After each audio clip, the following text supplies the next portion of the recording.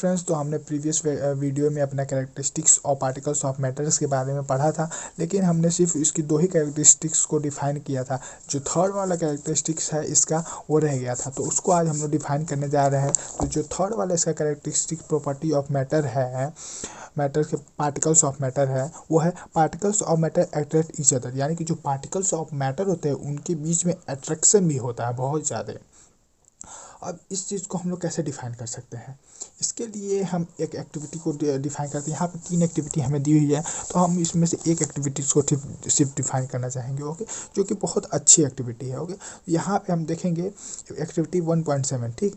Take an iron nail, a piece of chalk and a rubber band, try breaking them by the hammering, cutting or the stretching. In which of the following 3 substances do you think that the particles are held together and with the greater force? तो इसमें हम लोग क्या करेंगे, ये जो हमारे particles of matter है इसके बीच में अट्रैक्शन को दिखाने के लिए हम लोग एक एक्टिविटी को डिफाइन कर रहे हैं। इसमें हम लोग क्या करेंगे, एक आयरन के रॉड को लेंगे या फिर नील या फिर आयरन की कील को किसी लेंगे, या फिर आयरन का रॉड भी आप ले सकते हैं छोटा सा, पीस ऑफ चॉक लेंगे, चॉक के पीस को लेंगे, और एक रबर को लेंगे, ओके, रबर बैंड को। अब हम लोग क्या करेंगे, इससे हम लोग तोड़ना शुरू करेंगे।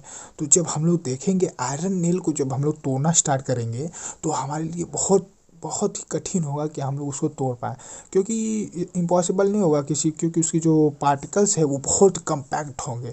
आयरन के जो पार्टिकल्स होंगे वो बहुत कम्पैक्ट होंगे एक दूसरे से, उसी वजह से उसको ब्रेक करना बहुत ही मुश्किल होगा। जैसे मान लीजिए ये कोई भी आयरन का रॉड है, एक आयरन का रॉड मान लीजिए इसको, अगर आप इसको ब्रेक करना चाहेंगे तो आपके लिए बहुत मुश्किल की बात है कि इसको हम लोग ब्रेक कर पाएँ, ठीक।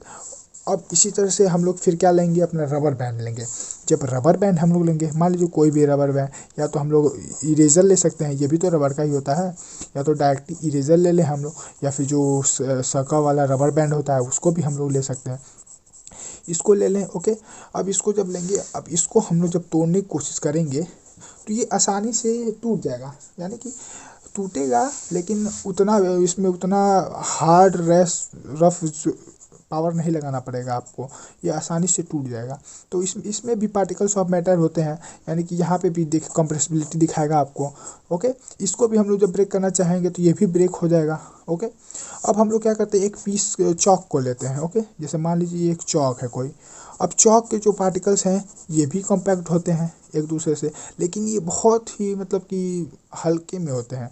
इनको हम लोग ईजिली, अगर इसको हम लोग ब्रेक करना चाहें तो ईजिली इसको हम लोग 2 पार्ट्स में ब्रेक कर सकते हैं, यानी कि चॉक को हम लोग ईजिली 2 पार्ट्स में ब्रेक आउट कर सकते हैं, ओके।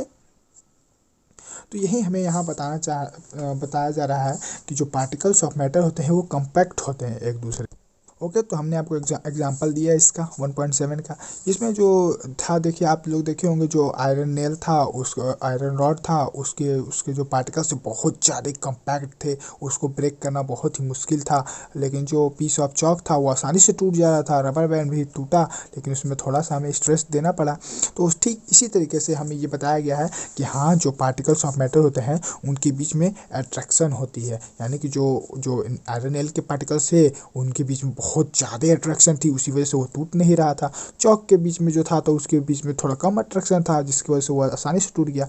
और जो ये आपका रबर बैंड था इसके अंदर भी कुछ अट्रैक्शन था, इसके अंदर भी अट्रैक्शन था, लेकिन उतना खास अट्रैक्शन नहीं था। जो रबर बैंड था उसमें भी कुछ खास अट्रैक्शन नहीं था, थोड़ा सा हम लोग उसमें अपना पावर लगाते हैं वो भी टूट जाता है। तो यही चीज़ें हमको यहाँ बताई गई है कि हमने एक्टिविटीज़ को परफॉर्म किया, इस एक्टिविटी से हमें ये पता चल जाता है कि हाँ, फोर्स एक्टिंग बिटवीन देम, यानी कि जो भी मैटर है, पार्टिकल्स ऑफ मैटर, उनके बीच में फोर्स एक्ट करता है, okay. This force keep the particles together, इसी फोर्स की वजह से जो पार्टिकल्स होते हैं एकजुट होते हैं, इकट्ठे रहते हैं, okay. This strength of the force of attraction varies from one kind of matter to another, यानी कि इस तरीके की जो फोर्स ऑफ अट्रैक्शन होती हैं एक मैटर से दूसरे मैटर के फॉर्म में भी होती हैं, ओके। यही हमें सिर्फ इतना यहाँ पे बताया जा रहा था, ओके फ्रेंड्स। तो अगर आपको कोई भी वीडियोज़ में अगर कोई भी प्रॉब्लम होती है तो आप प्लीज़ हमें बताइए, हम उसको टोटली क्लियर करने की कोशिश करेंगे। और प्लीज़ अपना सपोर्ट हमको दीजिए, अपना सपोर्ट जब तक आप नहीं देंगे हमें भी वीडियोज़ बनाने का कोई मतलब नहीं निकलेगा, ओके फ्रेंड्स।